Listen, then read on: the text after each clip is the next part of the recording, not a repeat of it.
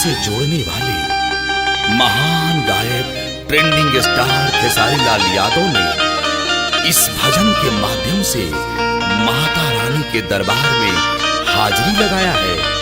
कलम के जादूगर कृष्णा बेदर्दी ने इस भजन को माता को प्रसाद स्वरूप भेंट किया है।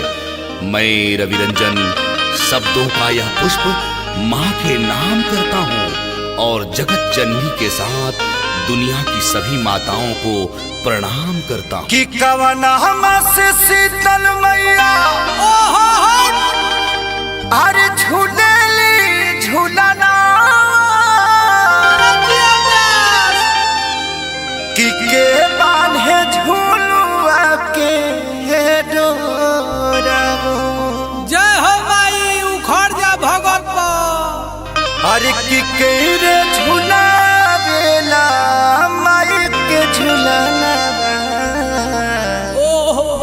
पुरुआ बहेला झाका छोरा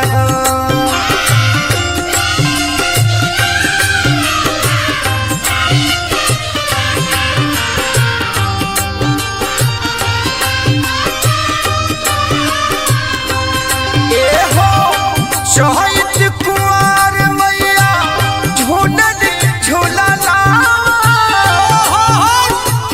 भैरो बांधे झूलुआ के डोरवो। मालिनी झूलावेली माई के झूलना पुरुआ बहेला झाका झोरा हो।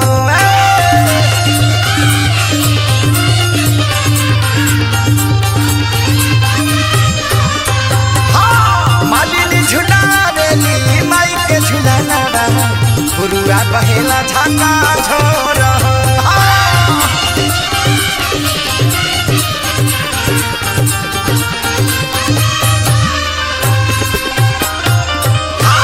माँ अनुष्ठान है, साधना है, जीवन का हवन है। माँ का महत्व दुनिया में कम हो नहीं सकता और माँ जैसा दुनिया में कुछ हो नहीं सकता। माँ की ये कथा अनादि है, अनंत है। के देला पहरा माई के बैठी दुआरिया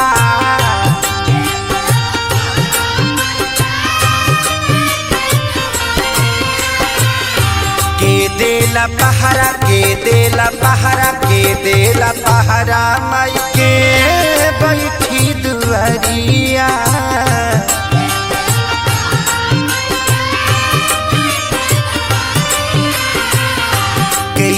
बहारेला माई के चवरिया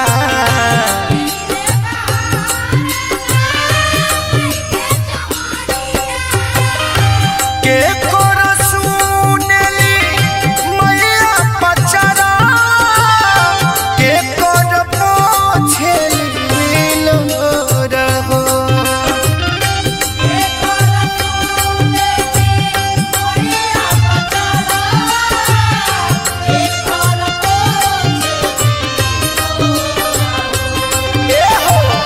केरे झूलावेला माई के झूलना पुरुआ बहेला झका झोरा हो।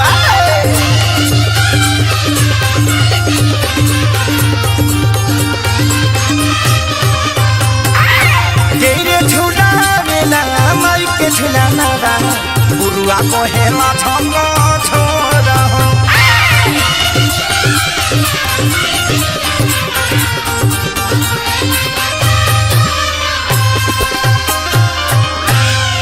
माँ लोरी है, गीत है, प्यारी सी थाप है। माँ पूजा की थाली है, मंत्रों का जाप है। माँ त्याग है, तपस्या है, सेवा है। कि हनुमत बैठी देले पहरा दुआरिया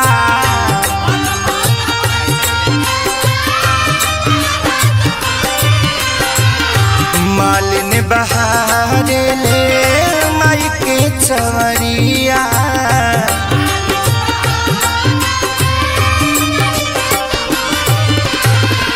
हनुमत बैठी देले